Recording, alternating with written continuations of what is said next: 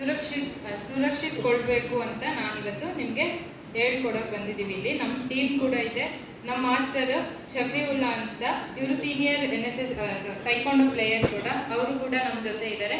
First of all, self defence ಅಂದರೆ ಏನು? Self defence ಅಂತ ಅಂದರೆ ಎಷ್ಟೊಂದು ಜನ ತಿಳ್ಕೊಂಡಿರೋ ಪ್ರಕಾರ ಫುಲ್ ಬಾಡಿ ಎಲ್ಲ ಬೆಳೆಸ್ಕೊಂಡು ಗಟ್ಟಿಯಾಗಿರೋದು ಅಥವಾ ಸುಮ್ಮನೆ ಶಕ್ತಿಯಿಂದ ಇರೋದು ಅಂತ ಅನ್ಕೊಂಡಿದ್ದಾರೆ.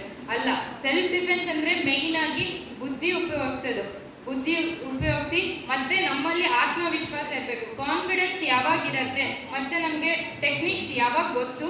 ಸುಮ್ಮನೆ ಇವಾಗ ಅಂತಂದರೆ ನೋಡಿ, ನಿಮ್ಗೆ ಯಾರಾದರೂ ಅಟ್ಯಾಕ್ ಮಾಡಿದಾಗ ಸಡನ್ ಆಗಿ ನಿಮ್ಮ ಮೈಂಡ್ ಹೊಡಿಲ್ಲ ಅಂತಂದ್ರೆ ಏನು ಮಾಡ್ತೀರಾ? ಸುಮ್ಮನೆ ಹೆಂಗ್ ಬೇಕೋ ಹಂಗೆ ಹೊಡಿದ್ಬಿಡೋದು. ಅವಾಗ ನಿಮ್ಮದು ಕೈ ನೋವು, ಅವರಿಗೂ ಏನು ಜಾಸ್ತಿ ಒದೆ ಬಿಡಲ್ಲ. ಅದು ಯಾವಾಗ ಟೆಕ್ನಿಕ್ಸ್ ಗೊತ್ತು ನಿಮಗೆ, ಆ ಟೆಕ್ನಿಕ್ ಯೂಸ್ ಮಾಡಿ 1 ಒದೆ 2 ಒದೆ ಹೊಡೆದ್ರೆ ಸಾಕು.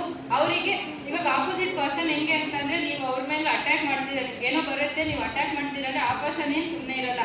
ಯಾಕಂದರೆ ಅವ್ರು ಆಲ್ರೆಡಿ ಅವ್ರಿಗೆ ತುಂಬ ಎಕ್ಸ್ಪೀರಿಯನ್ಸ್. ಇವಾಗ ಏನೇ ಆಗಿರಲಿ, ಚೈನ್ ಕಳ್ತನ ಮಾಡೋರಾಗಿರ್ಬೋದು ಅಥವಾ ನಿಮ್ಮನ್ನೇನೋ ಮಾಡೋಕ್ಕೆ ಬಂದಿರೋಂಥ ವ್ಯಕ್ತಿಗೆ ಅದೇನು ಹೊಸದಲ್ಲ, ತುಂಬ ಎಕ್ಸ್ಪೀರಿಯನ್ಸ್ ಇರುತ್ತೆ. ಆ ವ್ಯಕ್ತಿನೂ ಸುಮ್ಮನೆ ಇರಲ್ಲ. ಆದರೆ ನೀವು ಅದಕ್ಕಿಂತ ಮೀರಿ ಒಂದು ಟೆಕ್ನಿಕ್ ವೇಯಲ್ಲಿ ಹೋಗಿರ್ತೀರಾ, ಟೆಕ್ನಿಕ್ನ ಕಲ್ತಿರ್ತೀರಾ. ಆ ಟೆಕ್ನಿಕ್ನ ಯೂಸ್ ಮಾಡಿ ಹೊಡೆದಾಗ ಆಪೋಸಿಟ್ ಪರ್ಸನ್ನು ಎಲ್ಲೋ ಅವನೇನೋ ಹೊಡಿಯೋಕ್ಕೆ ಬಂದಾಗ ನೀವು ಟೆಕ್ನಿಕ್ ಯೂಸ್ ಮಾಡ್ಕೊಂಡು ಹೊಡೆದಿರ್ತೀರಲ್ಲ, ಅದರಿಂದ ಆ ವ್ಯಕ್ತಿಗೆ ಎಲ್ಲೋ ಮತ್ತೆ ಆಪೋಸಿಟ್ ರಿಟರ್ನ್ ಆಗಿ ನಿಮಗೆ ಫೈಟ್ ಮಾಡೋದಕ್ಕೋ ಇನ್ನೊಂದಕ್ಕೋ ಬರದೇ ಇರೋ ಥರ ನಾವು ಇಲ್ಲಿ ನಿಮಗೆ ಟೆಕ್ನಿಕ್ಸ್ ಹೇಳ್ಕೊಡ್ತೀವಿ.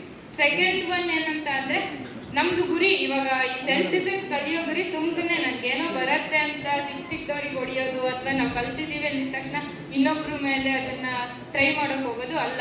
ಇಲ್ಲಿ ಮೇಯ್ನ್ ನಮ್ಮ ಸೆಲ್ಫ್ ಡಿಫೆನ್ಸ್ ಕಲಿಸ್ಕೊಡೋದ್ರ ರೀಸನ್ ಏನಂತ ಅಂದರೆ, ನಿಮಗೆ ಈ ಥರ ಯಾವುದಾದ್ರೂ ಪರಿಸ್ಥಿತಿ ಬಂತು, ನಿಮಗೆ ಯಾರಾದರೂ ನಿಮ್ಮ ಚೈನ್ನ ಏನಾದರೂ ಕಳ್ತನ ಮಾಡ್ತಿದ್ದಾರೆ ಅಥವಾ ನಿಮ್ಮ ಹತ್ರದಲ್ಲಿರೋರಿಗೆ ನಿಮ್ಮಿಂದ ಸಹಾಯ ಆಗ್ಬೋದು, ಯಾರಿಗೆ ಗೊತ್ತು, ಅವರಿಗೇನೋ ಕಳ್ತನ ಮಾಡ್ತಿದ್ದಾರೆ ಅಂತ ಅನ್ನೋ ಟೈಮಲ್ಲಿ ನಿಮಗೆ ಈ ಟೆಕ್ನಿಕ್ಸ್ ಗೊತ್ತಿದ್ದಾಗ ನೀವೇನು ಮಾಡ್ಬೋದು, ಅವ್ರನ್ನ ಕಾಪಾಡ್ಬೋದು, ಒಂದು ಇಲ್ಲ ನಿಮ್ಮನ್ನು ನೀವೇ ಕೂಡ ರಕ್ಷಿಸ್ಕೊಳ್ಬೋದು.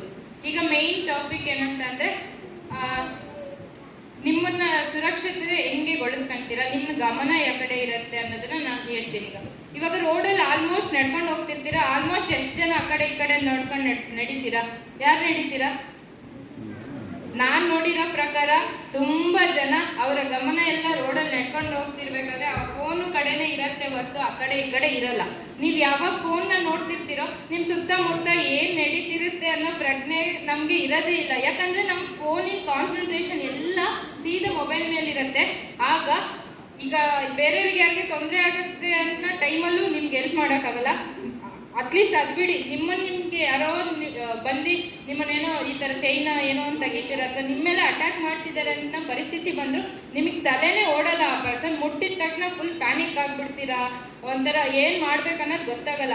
ಆದರೆ ನೀವು ಫೋನ್ನ ನಿಮ್ಮ ಪಾಕೆಟಲ್ಲಿ ಇಟ್ಕೊಂಡು ಸುತ್ತಮುತ್ತ ಪ್ರಜ್ಞೆಯಿಂದ ಓಡಾಡ್ತಿದ್ರೆ ಆ ಬೇರೆ ವ್ಯಕ್ತಿಗೆ ಏನೋ ಪ್ರಾಬ್ಲಮ್ ಆಗ್ತಿದೆ ಅಂತ ಅಂದು ನಿಮಗೆ ಸೆಲ್ಫ್ ಡಿಫೆನ್ಸ್ ಏನೋ ಸ್ವಲ್ಪ ಗೊತ್ತಿತ್ತು ಅಂದರೆ ಆ ವ್ಯಕ್ತಿನೂ ಕಾಪಾಡ್ಬೋದು, ಮತ್ತು ನಿಮ್ಮನ್ನು ನೀವು ರಕ್ಷಿಸ್ಕೊಳ್ಬೋದು. ಫೋನ್ ನೋಡ್ಬೇಕಾದ್ರೆ ಮೈಂಡ್ ಓಡಲ್ಲ. ಆದರೆ ನೀವು ಫುಲ್ ಇವಾಗ ಯಾವುದೋ ಒಂದು ಪರ್ಸನ್ ಬಗ್ಗೆ ಇವಾಗ ರೋಡಲ್ಲಿ ಹೋಗ್ತಿರ್ತೀವಿ ಅಂತಂದರೆ ಯಾವುದೋ ಒಂದು ವ್ಯಕ್ತಿ ವಿಚಿತ್ರವಾಗಿ ಅಂದರೆ ನಿಮ್ಮನ್ನು ನೋಡ್ತಿರೋದಾಗಿರ್ಬೋದು, ಏನೋ ಒಂಥರ ಆ ಪರ್ಸನ್ ಮೇಲೆ ನಿಮಗೆ ಡೌಟ್ ಬಂತು ಅಂದರೆ ಮೇ ಬಿ ಅದು ನಿಜನೇ ಆಗಿರ್ಬೋದು.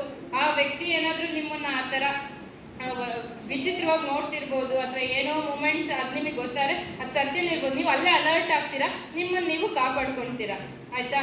ನೆಕ್ಸ್ಟ್ ಒನ್, ನಿಮ್ಮ ವಾಯ್ಸ್ ನಿಮಗೆ ಮೇನ್ ಪವರ್. ಈಗ ಎಲ್ಲರೂ ಸ್ಟಾಪ್ ಅಂತ ಹೇಳಿ, ಸ್ಟಾಪ್ ಅಂತ ಇಷ್ಟೇನಾ? ಇನ್ನೊಂದು ಸ್ವಲ್ಪ ಜೋರಾಗಿ ಹೆಲ್ಪ್ ಅಂತ ಕೂಗಿ, ಇನ್ನೊಂದ್ಸರಿ. ಇದು ಯಾಕೆ ನಾನು ನಿಮ್ಮ ಹತ್ರ ಮಾಡಿಸ್ತಿದ್ದೀನಿ ಅಂತಂದರೆ, ಮೇಯ್ನ್ ಆಗಿ ಅಟ್ಲೀಸ್ಟ್ ನಿಮಗೆ ಇವಾಗ ಅಂದರೆ ಇವಾಗ ಎಲ್ಲರೂ ಕೂಡ ಇವಾಗ ನಮ್ಮ ಕ್ಲಾಸಲ್ಲಿ ತೋರಿಸ್ತಾರೆ, ಆಯಿತಾ? ಸಡನ್ನಾಗಿ ಅದನ್ನು ಗ್ರಾಬ್ ಮಾಡ್ಕೊಳಕ್ಕೆ ಸಾಧ್ಯನೇ ಇಲ್ಲ. ಬಿಕಾಸ್ ಅದು ಟೆಕ್ನಿಕ್ಸು, ನೀವು ಅದನ್ನು ಶ್ರಮಪಟ್ಟು ಕಲೀಲೇಬೇಕಾಗತ್ತೆ. ಕೆಲವರು ಮಾಡ್ಕೊತಾರೆ, ಕೆಲವ್ರಿಗೆ ಆಗಲ್ಲ. ಕೆಲವ್ರಿಗೆ ನೋಡಿದ ತಕ್ಷಣ ಕಲಿಯೋಂತಹ ಒಂದು ವಿದ್ಯೆನೂ ಇರುತ್ತೆ, ಅವ್ರು ಕಲಿಬೋದು. ಬಟ್ ಇನ್ನು ಕೆಲವ್ರಿಗೆ ಬರಲ್ಲ. ಆದರೆ ಅಂಥವ್ರು ಏನು ಮಾಡಬೇಕು, ಅಂಥ ಟೈಮಲ್ಲಿ ನಾವು ಸಡನ್ನಾಗಿ ಏನು ಮಾಡಬೇಕು, ಈ ಥರ ಚಿಕ್ಕ ಚಿಕ್ಕ ರೀಸನ್ಸ್ ಕೂಡ ಕೆಲವರಿಗೆ ಗೊತ್ತಿರೋದಿಲ್ಲ. ಏನು ಮಾಡಬೇಕು ಆ ಟೈಮಲ್ಲಿ? ಈ ಥರ ವಾಯ್ಸ್ನ ರೈಸ್ ಮಾಡಿ ಕೂಗಬೇಕು. ಕೂಗ್ದಾಗ ಏನಾಗತ್ತೆ, ಅಟ್ಲೀಸ್ಟ್ ಸುತ್ತಮುತ್ತ ಇರೋ ಜನ ಆದ್ರೂ ನಿಮ್ಗೆ ಬಂದು ಹೆಲ್ಪ್ ಮಾಡ್ತಾರೆ, ಹೌದಾ?